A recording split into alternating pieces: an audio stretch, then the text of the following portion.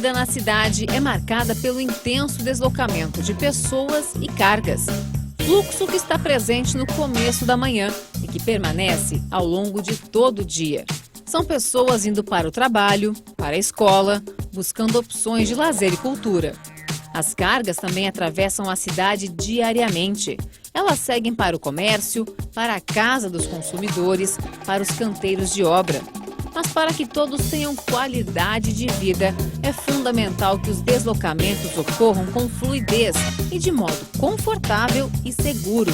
É preciso haver mobilidade urbana, o que nem sempre acontece. Para enfrentar os problemas de mobilidade, é preciso planejar. Os gestores públicos e a população devem estabelecer diretrizes para o crescimento e a organização das cidades. Eles também precisam criar estratégias para garantir mais fluidez na movimentação de pessoas e de cargas. Fique ligado, está no ar a primeira aula da série Mobilidade Urbana.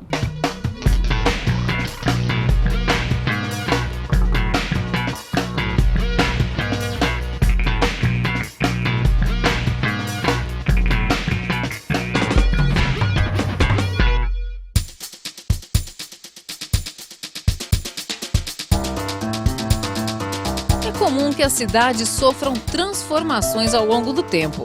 A população que vive em determinado bairro, por exemplo, pode aumentar radicalmente, provocando o que os especialistas chamam de adensamento urbano. A maior concentração populacional em determinada área geralmente traz impactos para a vida dos moradores. Para entender como isso acontece, nós vamos conhecer agora um pouco sobre a história de um bairro da cidade de Belo Horizonte. Eu estou no Buritis, na região oeste da capital mineira. O bairro sofreu um intenso adensamento urbano a partir dos anos 90. E uma das consequências mais evidentes dessa rápida verticalização foi o aumento do número de veículos que trafegam por aqui.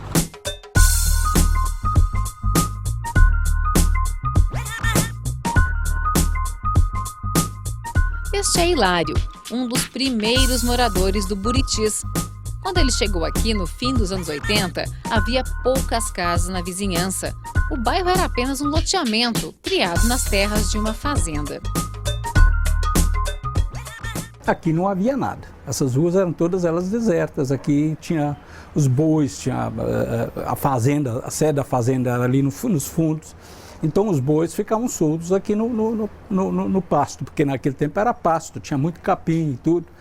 E eles dormiam ali na avenida, na Avenida Mário Werneck, que na época não passava carro, era raro passar um carro.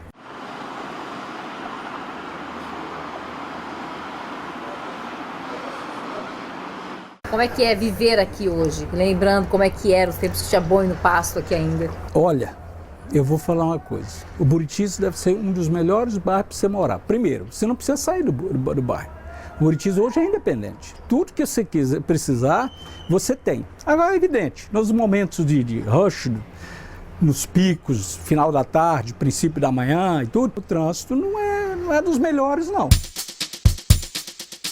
Esta urbanista estudou as transformações ocorridas no Buritis ao longo das últimas décadas. Ela explica como foi esse crescimento do local.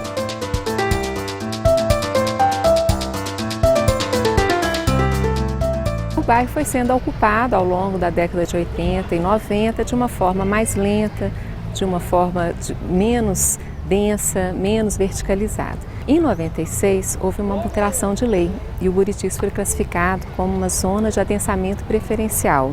O que significa? Significa que eram áreas da cidade que tinham uma infraestrutura favorável, que tinha oferta de imóveis e que poderia ser ocupado de uma forma mais verticalizada. Então houve realmente uma ocupação bastante agressiva, não apenas em termos de velocidade, que houve uma aprovação de muitos projetos, mas também como densidade, que foram implantados prédios mais verticalizados e com maior número de unidades. Foi o bairro que mais teve acréscimo populacional na década de 90.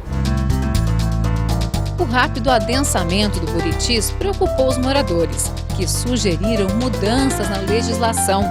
Alterações importantes para conter o avanço dos problemas de mobilidade que já afetavam o bairro. O que eles perceberam é que se permanecesse aquele ritmo de ocupação, a qualidade de vida ela não ia se manter por muito tempo, porque de fato você tinha uma área grande ainda desocupada e que você poderia até dobrar a população do bairro. Houve uma alteração de ocupação. Se antes você tinha 16 apartamentos por prédio, com a mudança da lei passou para 8. De uma certa forma, você diminuiu o ritmo de crescimento. Trouxe menos pessoas para o bairro. Menos pessoas para o bairro, exatamente. O exemplo do Buritis mostra que o adensamento urbano acelerado pode ter grande impacto na vida dos moradores. Ele também revela que é fundamental que as pessoas participem da elaboração das leis que afetam o local em que vivem.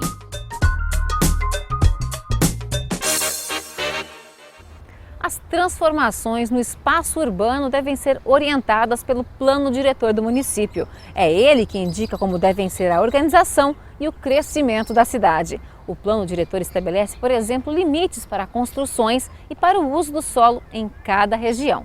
Mas não é só isso. Ele também pode indicar quais áreas do município precisam ser revitalizadas, onde serão construídas escolas, parques, postos de saúde e áreas comerciais. Vamos conhecer mais sobre esse assunto?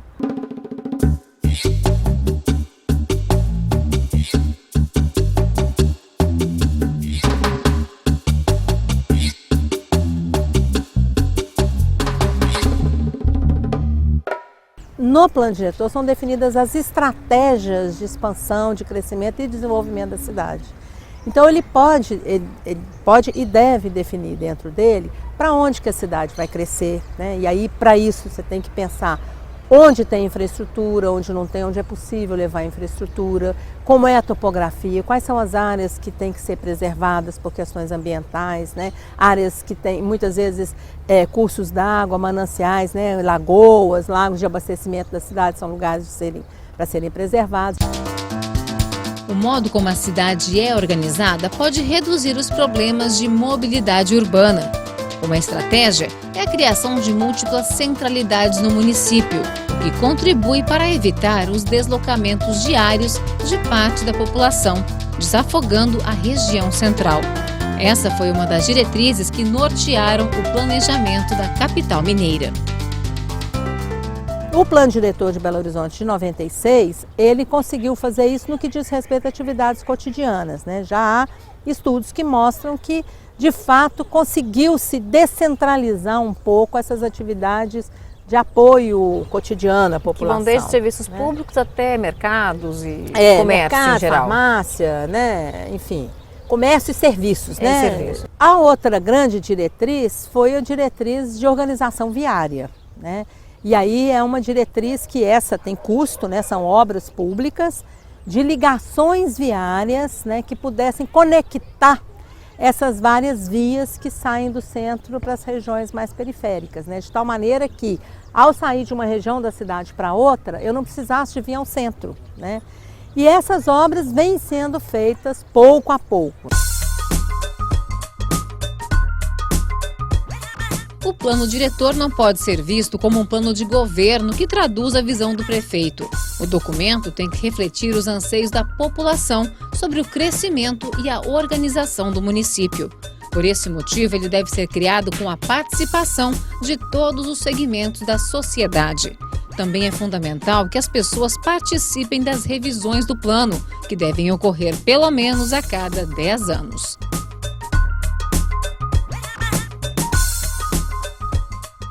O momento de elaboração do plano diretor é um grande momento em que os diversos grupos sociais, os diversos interesses se reúnem para discutir a cidade, discutir como que a cidade vai crescer, como que ela vai se desenvolver, que atividades são importantes de serem priorizadas, né? Como nós vamos definir lugares para determinadas atividades, para trazer, muitas vezes, desenvolvimento econômico, né?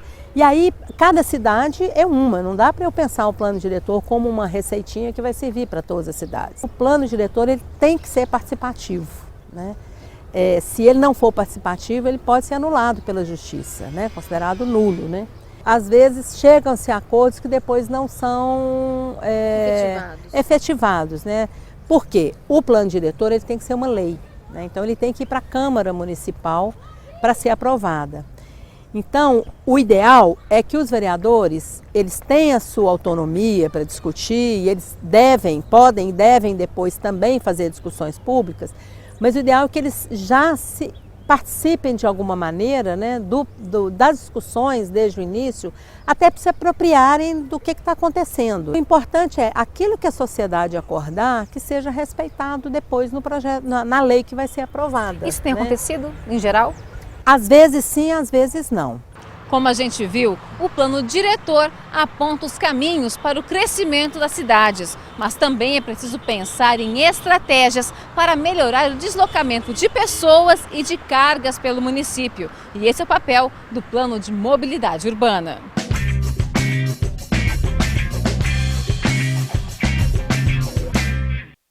Todos os municípios que têm que ter um plano diretor, eles têm que ter um plano de mobilidade também de acordo com a lei. Na verdade, o plano, assim, quando você vai pensar o que vai ser o plano, ele vai ter todo o mapeamento da cidade, né? E ele vai ter diagnóstico e prognóstico, ou seja, qual que é a situação atual e o que a gente quer caminhar para poder mudar. Então, ou seja, onde são as linhas de ônibus? Onde estão os mapas de linhas de ônibus?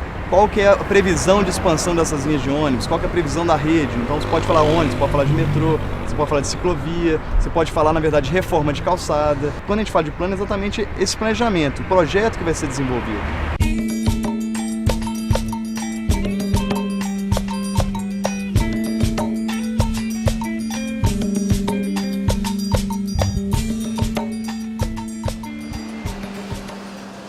Ouvir as pessoas é fundamental. É assim que a gente constrói o plano diretor e o plano de mobilidade urbana. As pessoas precisam pensar o que querem para nossas cidades. E é isso que alguns grupos já estão fazendo, buscando soluções e divulgando ideias. Fisiagrama é um coletivo que nasceu de arquitetos, urbanistas, artistas, cientistas políticos de Belo Horizonte, trabalhando a questão do espaço público.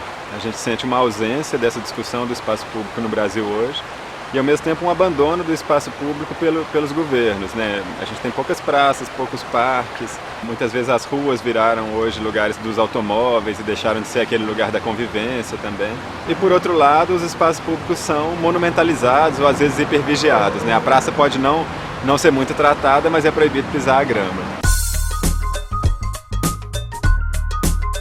Em 2012, o Pise a Grama levou para as ruas de Belo Horizonte uma campanha com propostas para o espaço urbano.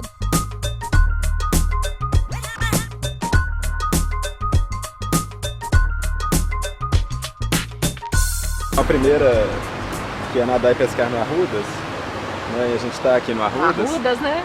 E quando a gente conversa com as pessoas, muita gente tem essa memória de pescar no Arrudas, do pai que nadava, que pescava, que tinha uma convivência com o rio afetiva, do lazer, né? De um lugar de experimentação da cidade. É uma bolsa que as pessoas procuram muito, sempre querem ter essa camiseta, a bolsa, o adesivo, em busca, eu acho, de retomar essa memória, de buscar uma cidade que talvez lá no passado a gente tenha um pouco um desejo de onde a gente quer que ela esteja.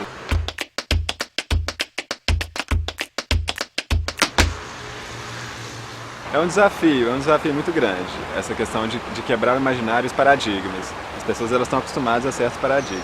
Um bom jeito é mostrando lugares que fizeram exatamente o que a gente está propondo sem nenhuma concessão. Não é melhorar um pouquinho. Se a gente levar nadar e pescar no Rio para Seul, isso deixa de fazer sentido a campanha, porque lá isso já acontece, as pessoas já recuperaram os rios, né? Se você levar carros fora do centro para Londres, a bolsa já não faz mais sentido, porque Londres já tem uma política de restrição de carros muito grande no centro da cidade e reduziu muito os carros.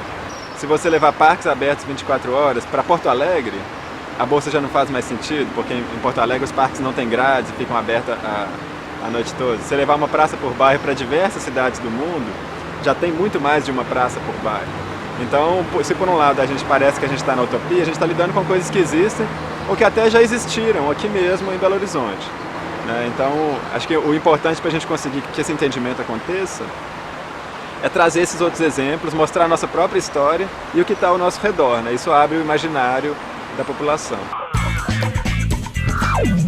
Fique ligado, na próxima aula da série Mobilidade Urbana, você vai entender o que significa garantir a todos o acesso à cidade.